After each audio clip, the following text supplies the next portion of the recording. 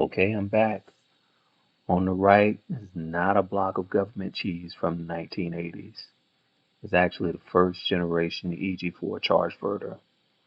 I bought this from Signature Solar as a refurb so that I can test how well it works with the generator.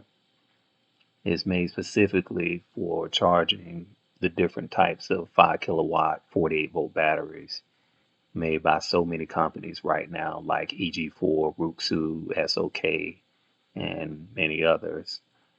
Today my test will be with a company called Expert Power. Why? Well, they have the most inexpensive 5 kilowatt 48 volt battery that I can find right now. I already own two EG4s and they've been performing pretty well over the past 2 years.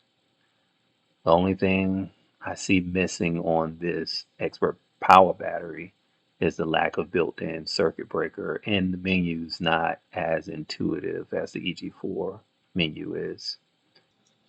I also see that the max input charge current is about 50 amps. I think that the EG4 can do 100 amps, but I'm not sure. I also heard about that it can't discharge 100 amps either, but it doesn't matter to me because I won't be looking to discharge 100 amps at one time anyway.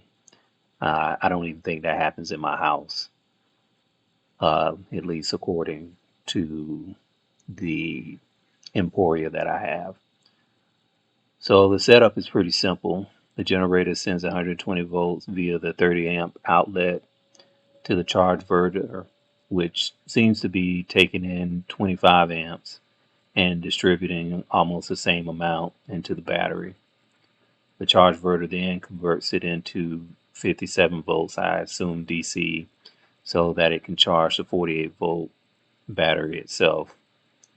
It also has a battery management system on it that I assume I can leave it on demand. And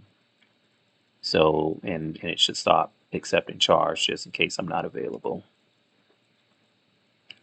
Right now, it's at 51% state of charge, and I expect it to have a complete charge in roughly 2 hours. We'll see what happens.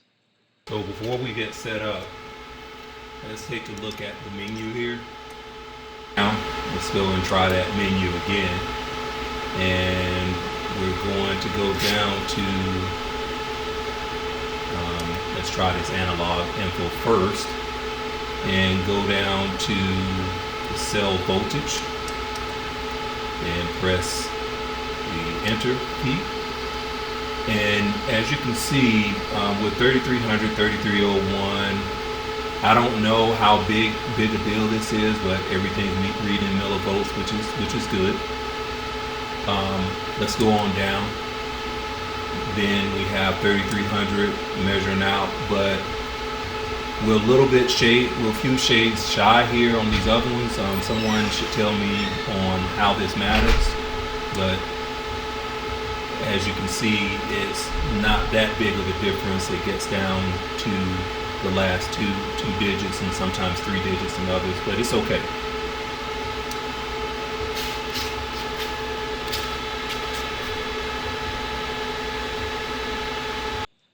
.9 volts at 25 amps. I guess I read something wrong earlier. 53.73 and 2490 is what's reading on the battery. Now we jump from 32 and 33 to 35 and 36 on the 16 strings.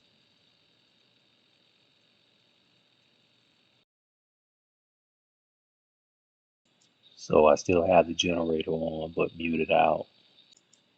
Don't know what the 98 means, but we're showing 100 on the other two, so that's good. This took about 2 hours as expected with no issues, so I'd say this was a pretty good test. Hey, thanks so much for watching.